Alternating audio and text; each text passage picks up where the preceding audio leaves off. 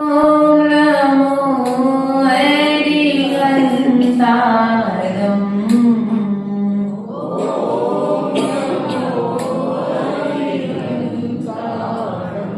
ओम नमो श्रीसीतारम्।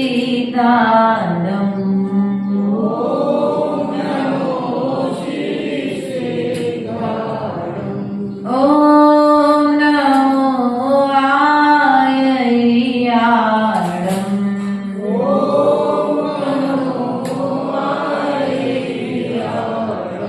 ओम नमो वज्रायारम्।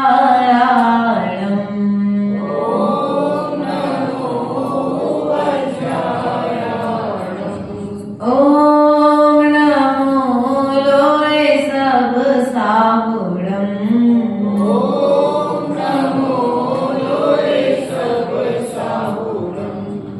तेरी छत्र छाया भगवन मेरे सिर पर हो। मेरा अंतिम मरण समाधि तेरे दर पर हो। जिन्हें देखने अखियां तरसे देखे तो वैसे, जिनके पद प्रक्षालन करने ये अखियां वैसे। हम सब की आंखों की तारे विद्यासागर हो। बोलो एक बार, हम सब की आंखों के तारे विद्यासागर हो। मेरा अंतिम मरण समाधि जितने पल प्रभु याद में बीते बेअनमोल अहो। विश्व संपदा से ना होगा उनका तौल अहो। पल पल जागे यही भावना रहूं उम्र भर हो। मेरा अंतिम मरण समाधि तेरे दर पर हो। तेरी छत्र छाया भगवन मेरे सिर पर हो। मेरा अंतिम मरण समाधि तेरे दर पर हो। बोले अनंतानंत शुद्ध परमेश्वरी भगवान की, देवालय के मूल चिंतामणि पार्श्वनाथ भगवान की, आचार्य भगवत कुंद कुंद स्वामी की, आचार्य भगवंत विद्यासागर जी, विराट सर जी, विशुद्ध सागर जी महाराज की, आचार्य गुरुदेव स्वामी विभव सागर जी महाराज की। हारिका माँ सिद्ध श्री माता जी की जय। वंदनीय हारिका संघ की जय। प्रिय बंधुओं, आचार्य भगवंत विद्यासागर जी महाराज जिनका जन्म दिवस हम सभी मना रहे हैं, आचार्य भगवंत के विषय में क्या बोले।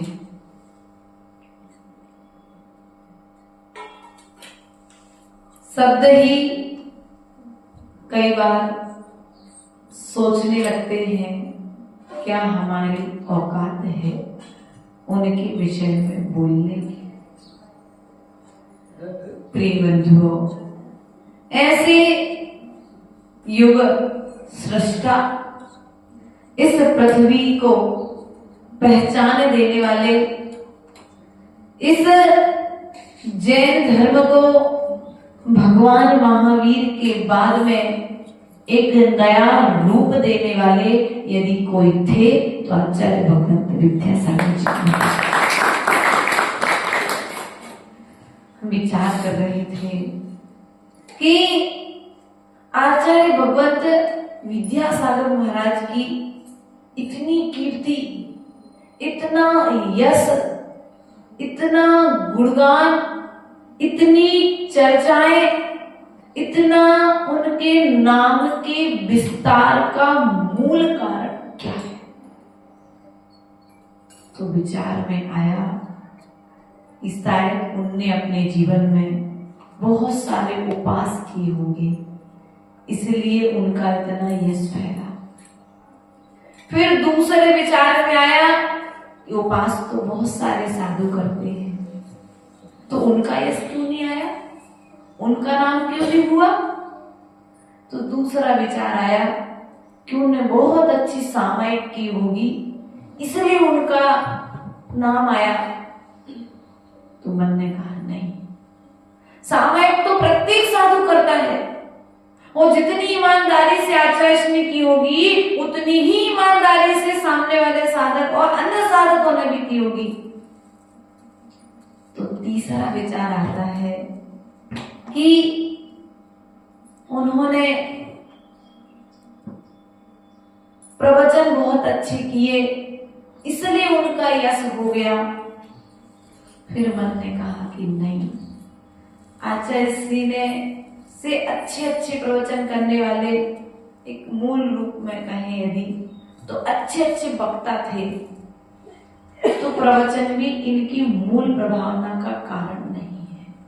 तो इस प्रभावना का, इस यश का, इस चर्चा का, इस फैलाव का मूल कारण क्या है, तो हृदय से, आत्मा से बात निकल करके आती है कि आचार्य भगवंत विद्यासागर जी ने अपने जीवन काल में अपने गुरु की सेवा की थी, इसलिए वर्तमान संचर काल में इतना यश, तब से यश नहीं मिला, यश मिला है भैया वृत्ति से। किससे यश मिला है?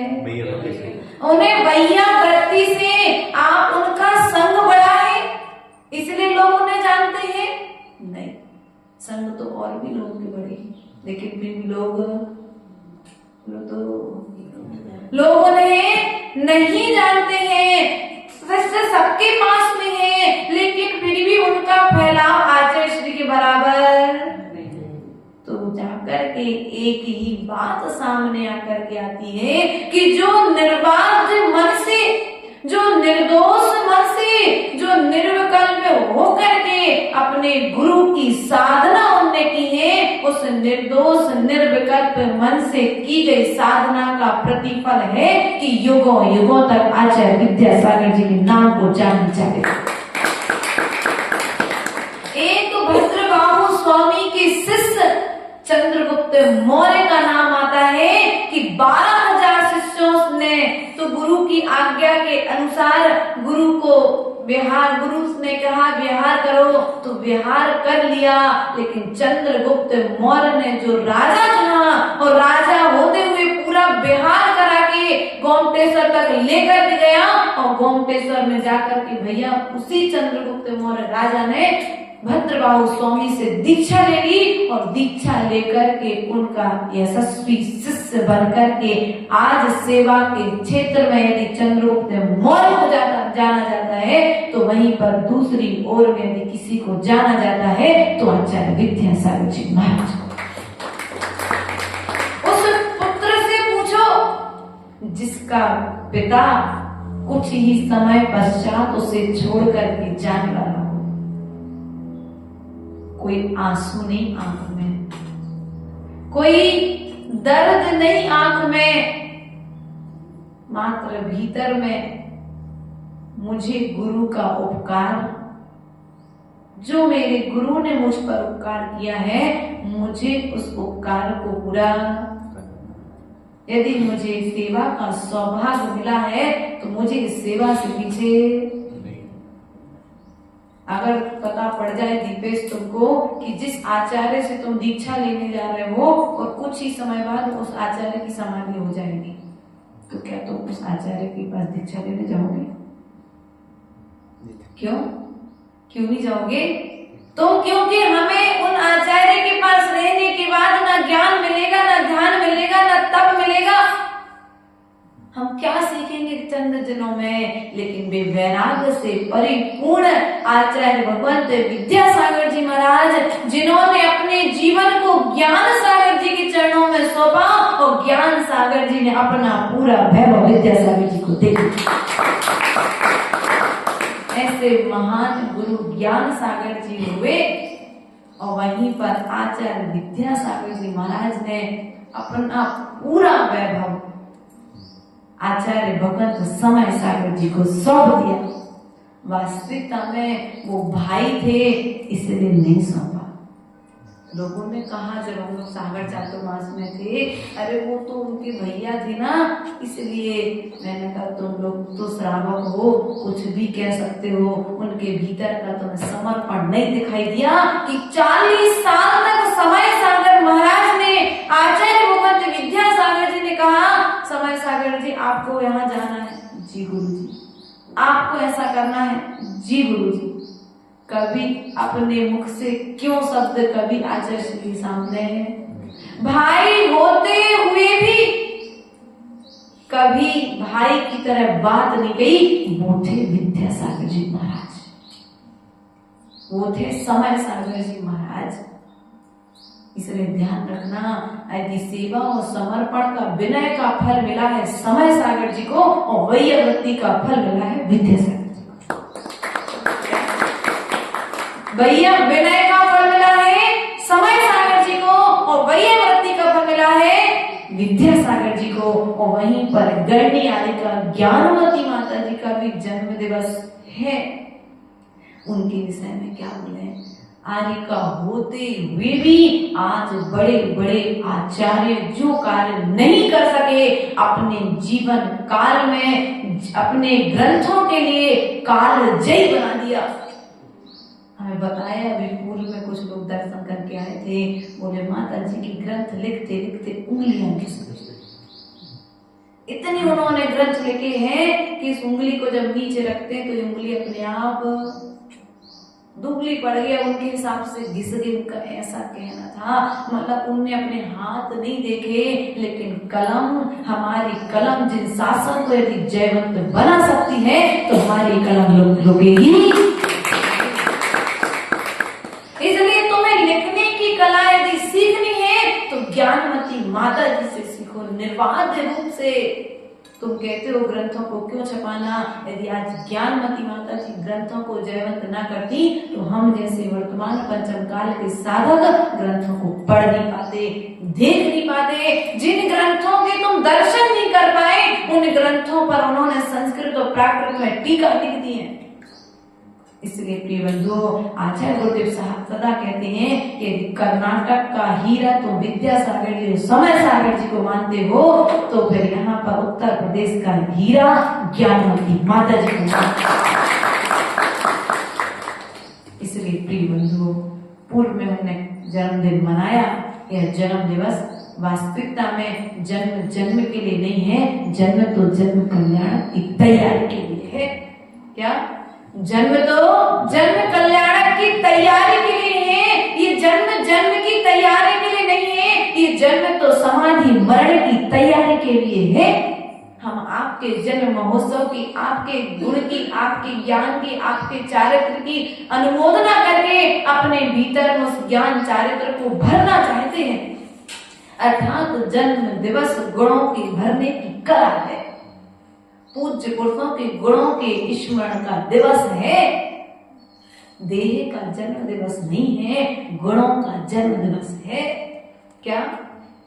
जहां पर उन्होंने पृथ्वी तल पर पैर रखा और पैर रखते ही इस पृथ्वी प्रसन्नता को प्राप्त हुई।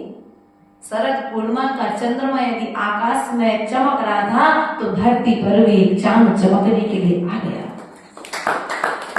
चांद की रोशनी तो तुम्हारे घर के अंदर तक नहीं आ सकती, छत तक आएगी, लेकिन आचार्य भगवंत विद्यासागर जी के ऐसे साधक हुए हैं जिनकी रोशनी तुम्हारे हृदय तक पहुंची है। क्यों पहुंची कि नहीं पहुंची? तुम्हारे घर के भीतर तक पहुंची है, जहां पर कोई नहीं जा सकता था, जो कार्य कोई नहीं कर सकता था, वह कालजयी कार्य आचार्य भगवंत विद्यासागर जी ने करके दिखा दिया। कुंडलपुर का जिनालय हम लोग रहते थे, देखा है, सुना है। वह पुराना मंदिर भी आज भी स्मरण में है और नया मंदिर भी स्मरण में है। उस मंदिर को बनाने में आचार्य भगवंत ने अपनी, अभी हम लोग जब गए, अपनी ऊर्जा को लगा दिया, पुण्य वर्गणाओं को लगा दिया कि भगवान यदि आपकी सेवा से मुझे ये नर्तन मिला है, व्रत संयम चारित्र मिला है, और मेरे रहते हुए यदि मैं आपको जयवंत स्थायी यदि जिनालय ना दे सका तो मेरा जन्म लेना भी सार्थक। एक बेटा अपने पिता के लिए क्या कर सकता है? लोग कहते मंदिर बना दिया। लोगों की सोच है अरे मंदिर बनवा दिया, पुराना मिटा दिया। अरे तुम्हें पुराना बनाना और नया बनाना, पुराना मिटना दिखाई दे रहा है। अरे हमारा भी तो कर्तव्य है अपने पिता के लिए अर्घ चढ़ाने का। जब हमारे सच्चे पिता यदि कोई है तो अरिहंत देव है, और अरिहंत देव के चरणों में पुत्र श्रेष्ठ पुत्र वही होता है कि यदि घर टूटने वाला है तो उसके पहले उस घर को व्यवस्थित करके अपने पिता को नए घर में लेकर के, उनने वही कार्य तो किया है। जो पुराने तीर्थ क्षेत्र क्षतिग्रस्त हो रहे थे, टूटने वाले थे, गिरने वाले थे, उसके पहले अपने भगवान की सुरक्षा, बोलो तो आप तो अपने पिता की रक्षा नहीं कर पाते। उन्होंने पूरे इतने सारे नेमावर देख लो, बीनावर देख लो, कुंडलपुर देख लो, रामटेक देख लो, अमरकंटक देख लो, जहां जहां पर भी आचार्य श्री ने कदम रखे हैं वहां पर उस भूमि पर कहीं न कहीं एक क्षेत्र का निर्माण हुआ है, स्थायित्व प्रदान कर दिया। किसी ने कहा बहुत ज्यादा मतलब बहुत लंबा बजट हो गया कुंडलपुर का, कितनी प्यारी कढ़ाई बनाई है, मतलब इतनी ज्यादा जरूरी नहीं थी कढ़ाई, मतलब नकारात्मक लोग तो ऐसे ही बोलते हैं। तो मैंने कहा वहां बैठे थे हम लोग सहस्त्रकूट के जिनालय की सबसे ऊपर की छत पर बैठे थे, उस समय ये चर्चा चल रही थी। तब हमने कहा श्रावक से में देखो तुम्हें कढ़ाई और बुनाई दिख रही है, हमें तो आचार्य भगवान का एक एक विचार इस कढ़ाई में दिखाई दे, उनकी भावनाएं इस कढ़ाई के साथ में गड़ी रही है, उनकी वह सकारात्मक ऊर्जा इस कढ़ाई के साथ में गड़ी गई है। उन्होंने जो सोचा था वो तुम्हारे सहयोग से पूर्ण हो गया है। अब दान देने के बाद में क्यों लोगों की बातों में आकर के गलत बोलते हो? अगर देखना है तो सकारात्मक देखना प्रारंभ कर दो, और सकारात्मक देखोगे तो निश्चित ही कर्म की निर्जरा हो जाएगी। आज प्रतिभा स्थली देखो, लोग सोचते हैं कि प्रतिभा स्थली खुलवा दी, इतने सारे तो स्कूल थे, क्या जरूरत थी? आचार्य श्री को मालूम था कि जैसे जैसे पंचम काल का प्रभाव आएगा हमारी नई पीढ़ी भटकने वाली है। कम से कम हम पूरे समाज को और पूरी पीढ़ी को तो नहीं बचा सकते, लेकिन हम जितनी बच्चियों को बचा सकते हैं। आचार्य श्री ने पहले नंबर अगर खोली है तो महिलाओं की सुरक्षा के लिए प्रतिभा स्थली खोली। वयसों के लिए, लड़कों के लिए नहीं खोला उन्होंने विद्यालय। यदि नारी सुरक्षित है तो दोनों परिवार सुरक्षित है, और यदि नारी सुरक्षित नहीं है तो फिर कुछ भी सुरक्षित। लेकिन उनकी गुण रहस्य को समझ कौन पाया है? गौशाला खोली कि यदि गाय माता रहेगी तो हमारे समाज के लिए शुद्ध घी दूध आदि की व्यवस्थाएं, कुछ नहीं रहेगा तो कम से कम साधुओं के लिए शुद्ध घी तो, और जो दूध देती हैं उनकी सेवा तो ठीक है, और जो नहीं देती है उनके लिए भी जब माँ घर में काम नहीं कर पाए ना तो बहुत ताने सुनाना चालू कर देती। क्यों? ऐसे ही है ना कहीं कहीं देखने में पंडितानी ऐसे तो नहीं भाव, बहुत अच्छी है तुम्हारी तो 3 भाव है ना, 2 है। अरे हमने एक एक्स्ट्रा, हमने प्राची को भी कह दिया था आपके साथ, कोई बात नहीं, ठीक है प्राची समझ जाओ, हमने तो भूमि माना, तुम बेटी हो उनकी। ध्यान रखना, जिस दिन सास ससुर या माता पिता काम करने योगिनी बचते ना, उस दिन बेटा पिता से कहता अरे आप कुछ जानते नहीं हो। वो बहू जिसको सास लेकर के आई है, 20 साल से साथ में रह रही, पूरा काम करना सिखाया, लोगों में बैठना उठना सिखाया है, वो कहती माँ आप कोई आप मत करो, आपको कुछ काम आता। उस समय उस पिता से और उस समय उस सास से पूछो या माँ से पूछो उसके दिल पर क्या बीतती है। लेकिन आचार्य भगवंत ने ये उदाहरण उनसे डायरेक्ट नहीं कहा, उन्होंने करके दिखा दिया कि देखो जो गाय दूध नहीं दे पा रही है उस गाय का पालन हम इस प्रकार से करेंगे, उसी प्रकार से तुम्हारे घर में जो माँ है, हम तो यहाँ पर लोगों को जो कर देती है हम उसकी सेवा कर रहे हैं, तो जिस माँ ने तुम्हें जन्म दिया है तुम उस माँ की सेवा भी, उस पिता का पालन भी। लेकिन हम उनके गुण रहस्य को तो समझ ही नहीं पाए कभी। उंगली उठाने से तो सामान्य आचार्यों पर, सामान्य साधु पर उंगली उठाना तो ठीक थी, लेकिन लोगों ने आचार्य जी को भी प्रतिभा स्थली में भी, अरे ये पैसा कमाने का साधन, लोगों ने एक ट्रस्ट बना लिया। अरे नहीं भैया, पैसा कमाने का साधन नहीं है, जैन कुल की सुरक्षा का एक साधन है। और होने वाले आने वाले साधुओं के लिए घर घर में चौका लगते रहे, उसकी व्यवस्था है। मंदिर में अभिषेक के कलश उठाने वाले बच्चे मंदिर में रहें, उसकी व्यवस्था है। लेकिन हम उनके गुण रहस्य को नहीं समझ पाए। उन्होंने और तो और तुम्हारे भोजन की व्यवस्था की, भोजन के साथ साथ में उन्होंने तुम्हारे पढ़ने की व्यवस्था की, पढ़ने के साथ साथ में अभी भी उन्हें लगा कि अभी भी कुछ कमी, तो जैन समाज की सुरक्षा और कैसे होगी, इनके पैसे का संरक्षण कैसे होगा, तो उन्होंने हथकरघा खुलवा दिया कि अपनी समाज का पैसा, बोलो तो, अपनी समाज का पैसा अपनी समाज में आए, कहीं बाहर में ना जाए। उनके गुण रहस्य कोई समझ नहीं पाया। इस बात को बहुत समझने की जरूरत है, क्योंकि जब तक समझोगे नहीं तब तक संभलोगे नहीं और पाप से बच नहीं सकते हो। इसलिए हथकरघा खुलवाया। कहाँ तक दीदी लोगों के लिए तो सिखाया तो सिखाया, भैया जी ब्रह्मचारी लोगों के लिए सिखाया तो सिखाया, यहाँ तक जेल तक में हथकरघा प्रवेश हो गया कि जिनके बच्चे घर में भूखे बैठे और पिता कोई कारण से यदि जेल में चला गया है तो उस परिवार का भी पालन पोषण हो सके, इतना क्या तुम सोच सकते थे? बोलो तो पवन जी, इतना क्या आप सोच सकते थे? आप सोचते हमारे बच्चे, हमारा परिवार, हमारी बहू, हमारी बेटी, बस यहीं तक हमारा दायरा खत्म। लेकिन उन्होंने एक परिवार, एक संघ का अकेला नहीं सोचा, उन्होंने तो सकल समाज का और विश्व शांति के लिए, विश्व की संपत्ति, अपने राष्ट्र की संपत्ति राष्ट्र के अंदर में रहे, राष्ट्र की संपत्ति कहीं बाहर ना जाए, उसके लिए उन्होंने हथकरघा। उसके पश्चात में यदि काम करते करते लोग थक जाए तो आयुर्वेदिक दवाई के लिए पूर्ण आयु भाग्योदय होगा। क्या? जहां पर लोगों को परेशानियां होती हैं, उसके लिए उन्होंने कहा भाई अपनी समाज का धन पुण्य की कमाई पुण्य के स्थान में लगे। तो उन्होंने पूर्णायु, शुद्ध आयु, शुद्ध औषधि, साधुओं की योग्य औषधि की व्यवस्था करी कि नहीं करी? इसलिए प्रिय बंधु, आज उनका जन्म दिवस अर्थात उनके गुणों का स्मरण दिवस है। क्या है? गुणों का स्मरण दिवस है। उन्होंने जितनी सेवा अपने गुरु की है और जितने निर्विकल्प भावों से की है, शायद आप कर पाओगे। चंद्रगुप्त श्रावक था, बाद में शिष्य बना। आचार्य भगवंत विद्यासागर जी श्रावक रूप में आए थे। क्या? श्रावक रूप में आए थे और आचार्य भगवंत ज्ञान सागर जी ने उन्हें व्रती बना करके महाव्रती बना दिया। और इस महाव्रतों की यात्रा भी कैसे प्रारंभ हुई? जब आचार्य श्री ने दीक्षा ली ना, तो मम्मी पापा से पूछने नहीं गए प्राची कि दीक्षा ले लें क्या। अब चलते थे या नहीं चलते थे, फोन वो अपनी जगह थी बात, पत्र लेटर सब अपनी जगह था, पत्राचार लेकिन पूछने।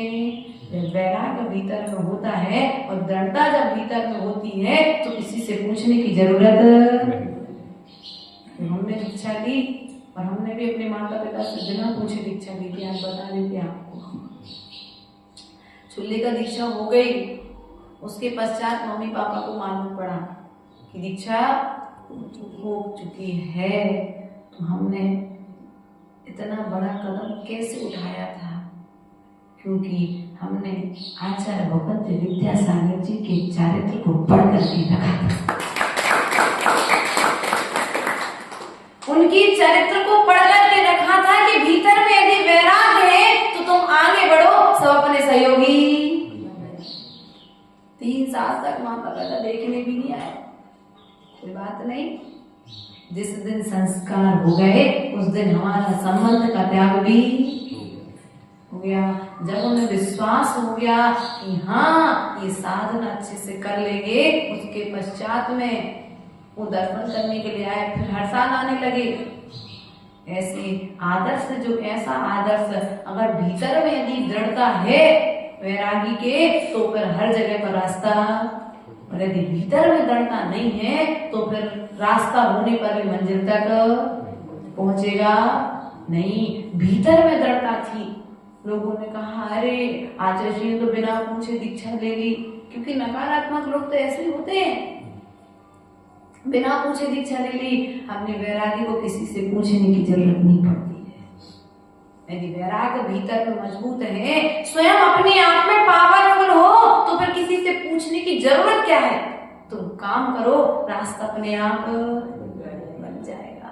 इसलिए प्रिय बंधुओं, आज उनके गुणों के स्मरण का दिवस है। आज उनके लिए हम क्या दें। जब माता जी की दीक्षा फाइनल हो गई तो मैं आचार्य गुरुदेव ने कहा, मालूम है 7 दीक्षा होने वाली थी शैलेश भैया।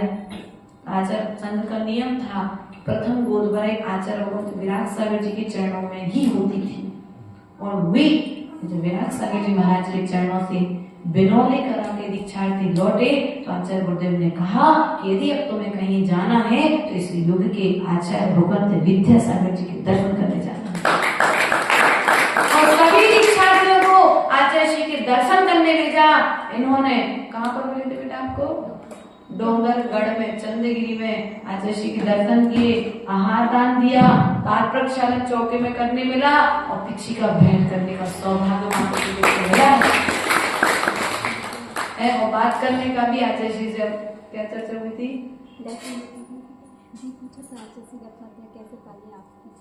हाँ, अब बहुत सारी चर्चाएं माता जी की हुई उस समय आचार्य जी से। तो कहने का तात्पर्य ये है कि सौभाग्य भावनाएं जब भीतर में होती हैं तो मार्ग अपने आप बन जाता है। और यदि हम ऊंचाइयों के विषय में सोचेंगे नहीं तो मार्ग भी बनेगा क्या? नहीं बनेगा। इसलिए हमें सदा पूज्यों पुरुषों के विषय में अच्छा सोचना चाहिए। क्या? अच्छा सोचना चाहिए। हो सकता है कि उनकी जो सोच है हम उस सोच तक पहुंच नहीं पा रहे, ये हमारा प्रमाद है। क्या? ये हमारा प्रमाद है कि हम उनके गूढ़ रहस्य को नहीं सोच पा रहे। अपन को लग रहा है ये गलत हो रहा है, लेकिन नहीं, उनकी सोच में कभी कोई कार्य गलत। लोगों की दृष्टि में बहुत सारी चीजें गलत थी, लेकिन आचार्य जी की दृष्टि में जब वो कार्य करते थे तो कहते थे, उन्होंने कभी तत्काल जवाब नहीं दिया, और पहली बात उन्होंने जवाब ही नहीं दिया। कभी किसी ने कुछ भी कहा उनके विषय में, क्योंकि बड़ी बड़ी चर्चा होती थी, वो किसी ने कुछ कभी कह भी दिया तो आचार्य गुरुदेव सदा एक चीज कहते थे। आचार्य गुरुदेव जो चोन्नी होती है ना, अठन्नी, हम लोग आचार्य गुरुदेव से बोलते थे, आचार्य से देखो लोग ऐसा करते हैं, हम लोग की श्रद्धा को ठेस पहुंचती है। किसी भी साधु के विषय में कोई चर्चा हो मोबाइल पे, पेपर में या न्यूज चैनल आदि के माध्यम से, तो ठेस पहुंचती, तो क्या करना चाहिए? तो आचार्य गुरुदेव विभूषा के महाराज जी सदा एक बात कहते थे, बेटा नोट कभी बजता नहीं है, चिल्ला नोट कभी बचता नहीं है।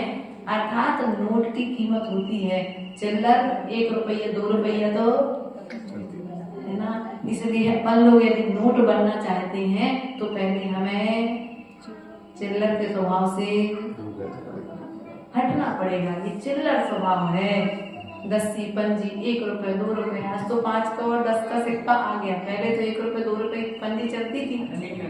हाँ, चौन्नी हमने चलाई है भैया, है ना। चौन्नी भी देखी, 10 भी देखी, लेकिन पंजी हमारे समय तक चली है। तो कहने का तात्पर्य है कि हमें ऊंचाइयों पर जाना चाहिए। थोड़ी थोड़ी बातों को देख करके हमारे में तत्काल उस पर प्रतिक्रिया। इसलिए आचार्य बोलते फिर नोट बनो, चिल्लर नहीं। प्रिय बंधु, आचार्य भगवत विद्यासागर जी के विषय में उन्होंने आचार्य भगवत देश भूषण जी से ब्रह्मचार्य व्रत दिया, और देश भूषण आचार्य भगवंत ने आचार्य ज्ञान सागर, मुनि ज्ञान सागर जी के पास भेजा। किसके लिए भेजा? समर्पण। तो देखो समर्पण की परिभाषा किसे कहते हैं? कितने तो कहा था ज्ञान सागर जी ने, तुम आए हो तो ज्ञान लेकर के उड़ तो नहीं जाओगे। विद्याधर नाम है तो कहीं विद्याधर की तरह उड़ तो नहीं जाओगे। तो उन्होंने कहा गुरुजी आज से हमारा वाहनों का सभी तरह के वाहनों पर बैठने का त्याग कर दिया। मात्र इतनी सी लाइन पर अपना यही तो है भीतर का समर्पण। गुरु शिष्य का गुरु के प्रति कितना समर्पण है। गुरु कहीं बाहर से देखने नहीं जाते, अपना एक कार्य दे करके समझ जाते। अब शिष्य हाँ कहता है ना कहता है, तुम्हारा समर्पण कितना है। अरे माता जी हमारे समर्पण में कोई कमी है क्या? संग श्री माता जी पूछती है हमसे बार बार, अरे बेटा तुम्हारे समर्पण में कहीं कोई कमी, तुम्हारे समर्पण में कहीं कोई कमी नहीं है। कोई शिष्य अपने गुरु के प्रति समर्पण में कमी नहीं रखता है। लेकिन यदि वास्तविकता में समर्पण सीखना है तो आचार्य भगवान समय सागर जी से और आचार्य भगवान विद्या सागर से। दुनिया सब कुछ कहती रही लेकिन कभी भी विद्यासागर जी ने कुछ उन्होंने तो वही कहा जो भगवान अनंत देव ने कहा था। इसलिए हमें भी, हम तो कहते हैं भगवान ये गुण आपका हम में भी आ जाए। अभी क्योंकि बनना चालू किया है, मिट्टी का लोंदा है, धीरे धीरे कलश बनेगा और जब तक उनके समय तक पहुंचेंगे, उनकी उम्र तक पहुंचेंगे, हम तो ये भावना रखते हैं कि आपके जैसे गुण हमारे भीतर में भी आ जाए। जो जो प्रमाद है, जो जो अवगुण है, वे गुण हट करके आपके गुण हमारे भीतर में आ जाए तो हम भी आपकी तरह यश को नहीं पाना, हमें भी आपकी तरह समाधि पाना है, हमें भी आपकी तरह साधना करके सिद्ध पद को प्राप्त करना है। नाम के सिद्ध बन करके नहीं रहना है, क्योंकि नाम के सिद्ध तो बहुत हो गए और एक बार नहीं अनंत बार हो गए होंगे। लेकिन अब हमें काम करके, अर्थात काम कौन सा करना है, पैसे नहीं कमाना कोई पिछी लेकर के, कोई क्षेत्र नहीं बनवाना, कोई धर्मशाला नहीं बनवाना, कोई हॉस्टल नहीं बनवाना, कोई अस्पताल नहीं खुलवाना। हमें तो मात्र अपने जीवन को तीर्थमय बनाना है, जैसा आपने अपने जीवन को तीर्थमय बनाना है। इस पिछी कमंडल के माध्यम से आपने शौच उपकरण के माध्यम से शुद्धि का ध्यान रखा और अहिंसा उपकरण के माध्यम से आपने जीवों का ध्यान रखा है। उसी प्रकार से वचनों में शुद्धि रहे। शुद्धि का उपकरण क्या है? हमारा शुद्धि का उपकरण क्या है? वचन। जैसे टोटी से पानी कितना निकलता है, कभी विचार किए? टोटी में, वो कमंडल में टोटी क्यों बनाए? क्या ढक्कन है, लेकिन टोटी से पानी क्यों निकालते? भरने के लिए कमंडल है, बड़ा मुंह बनाया है। थोड़ा थोड़ा पानी क्यों इसलिए बनाया? आचार्य गुरुदेव गोसावी महाराज जी ने बताया था दीक्षा के समय कि बेटा ये कमंडल इसलिए दिया जा रहा है कि तुम ग्रंथों के माध्यम से बड़ा मुंह जो है तो अपना बड़ा हृदय करके अपने बुद्धि को विशाल करके ज्ञान को ग्रहण करना, और जब तुम्हें जरूरत पड़े तब तुम उस टोटी से थोड़ा थोड़ा ज्ञान,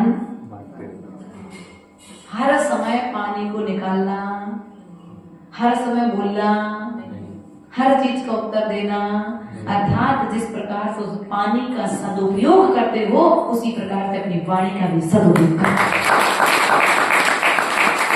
ऐसा आचार्य गुरुदेव ने बताया था। कमंडल हमें प्रेरणा देता है, ये कमंडल साथ में रहता है लेकिन हमें सिखाता है। साधु की चर्या हमें सिखा रहा है। ये अहिंसा का उपकरण, ये अहिंसा का उपकरण बार बार हमसे कहता है कि देखो तुम रास्ते में चलते हुए चींटी की रक्षा कर रहे हो, तुम्हारे तन पर बैठने वाले मच्छर की रक्षा कर रहे हो, रास्ते में कोई जीव का घात ना हो जाए, शास्त्र पर आने वाले जीव की तुम रक्षा कर रहे हो, तो तुम्हारी शरण में आने वाले प्रत्येक जीव की रक्षा तुम कर रहे हो इस पिच्ची के माध्यम से। तो तुम्हारी शरण में आने वाला कोई संगी पंचेंद्रिय जीव को भी कोई घात ना पहुंच जाए। इस पिच्ची का गुण होता है कि आंखों में भी डालो तो कोई कष्ट। उसी प्रकार से तुम्हारे वचनों के माध्यम से किसी भी श्रावक के हृदय में कोई ठेस, अर्थात जैसे पिच्ची के पंख कोमल वैसे साधु का हृदय कोमल होना चाहिए। आज हम सभी ने आचार्य भगवत विद्यासागर जी का जन्मदिवस मनाया है और मनाते रहेंगे जब तक मनाएंगे। कोई कुछ भी कहे, कोई कहे माता जी जन्मदिवस मना रही, तो हाँ मना रही। क्यों मना रही भैया? क्योंकि देखो पूज्य पुरुषों के गुण स्मरण करने से अपने अंदर उनके गुण आ जाते हैं। क्या? इसलिए मना रहे कि हम भी आपके आचरण पर चल सके। दुनिया की तो कहने की आदत है, सुबह कहेंगे या तो अच्छा करेंगे या बुरा कहेंगे। लोगों को जो कहना है वो कहेंगे, लेकिन हम अपनी आदत, अच्छी आदत को नहीं छोड़ेंगे।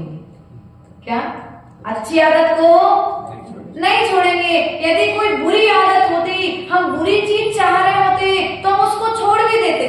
और जितना बुरा था तो सब कुछ तो अब छोड़ चुके। क्या? अब कुछ बुरा बचा के हमारे पास?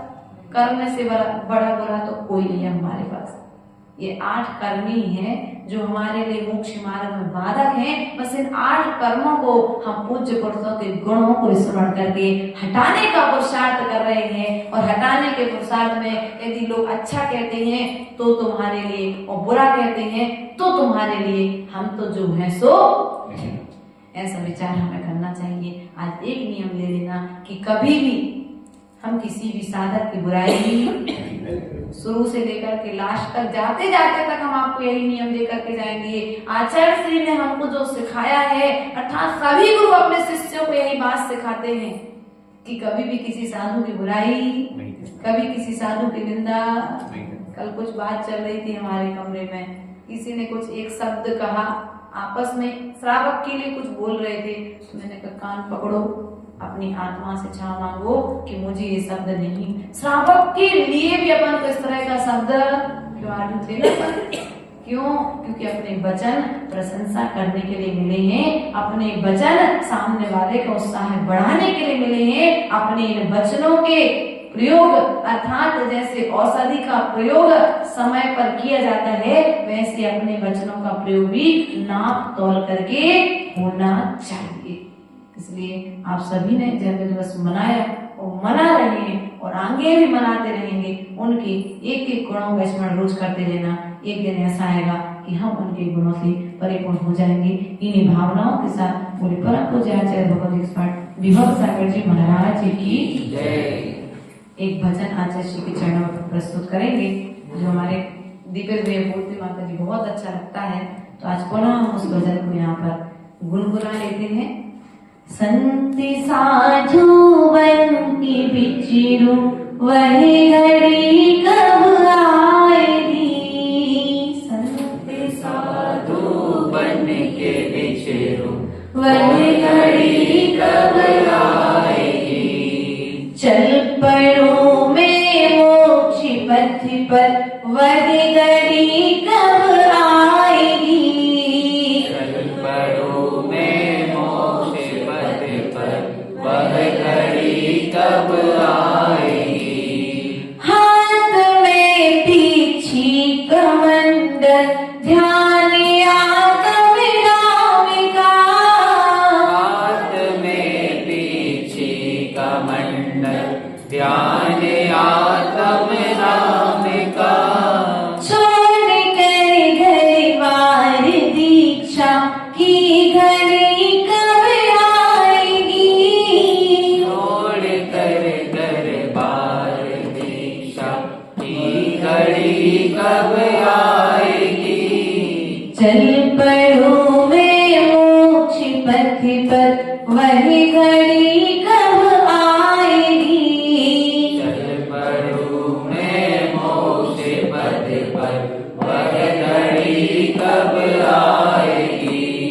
आएगा वैराग मुझको इस दुखी संसार में। आएगा वैराग मुझको इस दुखी संसार में। त्याग दूंगा मोह ममता वही घड़ी कब आएगी।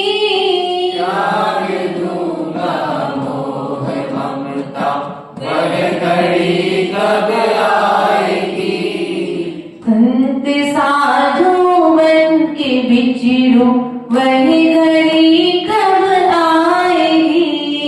संत साधु बन के बिचिरू वह घड़ी कब आएगी।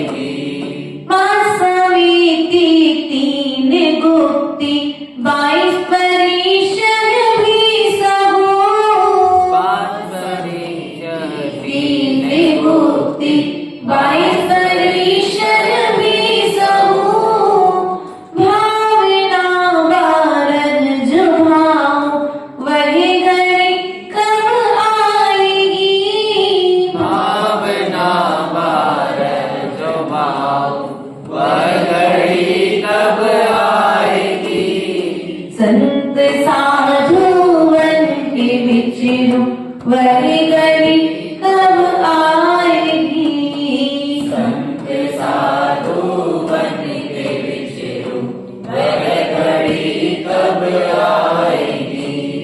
बाहुपाधि त्याग कर निज तत्व का चिंतन करो। बाहुपाधि त्याग करके तत्व का चिंतन करो।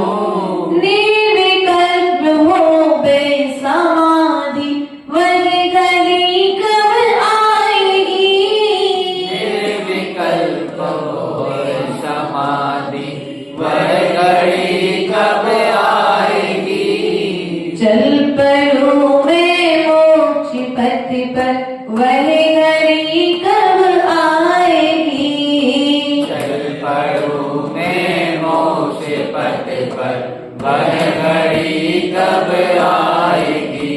बोले आचार्य गुरुदेव सागर जी महाराज की जय।